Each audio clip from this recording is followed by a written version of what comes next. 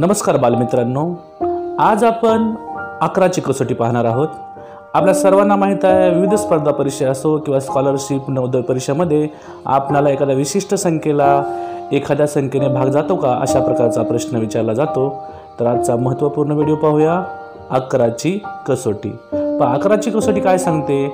दिलेल्या संख्येतील सम स्थानच्या अंकाची बेरीज व विषम स्थानच्या अंकाच्या बेरजेची वजाबाकी करून उत्तर जर 0 किंवा 11च्या पटीत येत असेल तर त्या संख्येला 11ने पूर्ण भाग जातो।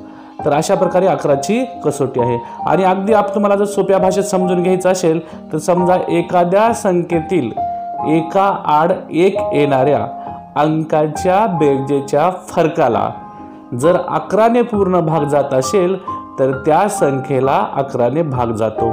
आता आपण हे उदाहरणाच्या सहाय्याने समजून घेऊया।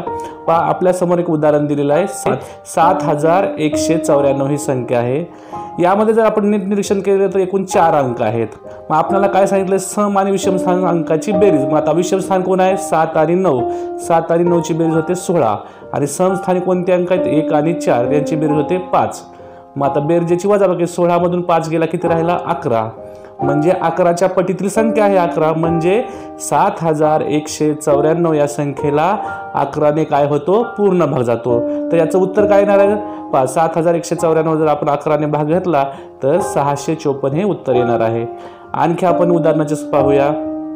72325 या संख्येमध्ये जर आपण नीट निरीक्षण केलं तर विषम स्थानचे 6 अंक आहेत बघा, 7, 3, 5, यांची बेरीज किती होते? 15 आणि 2 आणि 4 हे सम स्थानचे अंक, यांची बेरीज होते 4।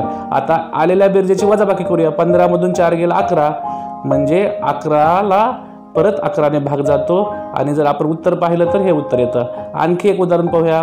2,65,342 ही संख्या आहे। तर यामध्ये एकूण आपण जर पाहिलं तर 6 अंक आहेत। आता त्यातील आपण विषम स्थानच्या अंकाची बेरीज करूया। 2, 5, 4 काय होते? 11 आणि सम स्थानच्या अंकाची बेरीज 6, 3, 2, 11। मग आलेली बेरीज 11 मधून 11 गेला, किती राहिला? 0। म्हणजे 0 किंवा 11च्या पटीत येणाऱ्या संख्येला 11ने निशेष काय जात असतो? भाग जात असतो। अशा प्रकारे आपल्याला 11ची कसोटी काय होते समजते। धन्यवाद।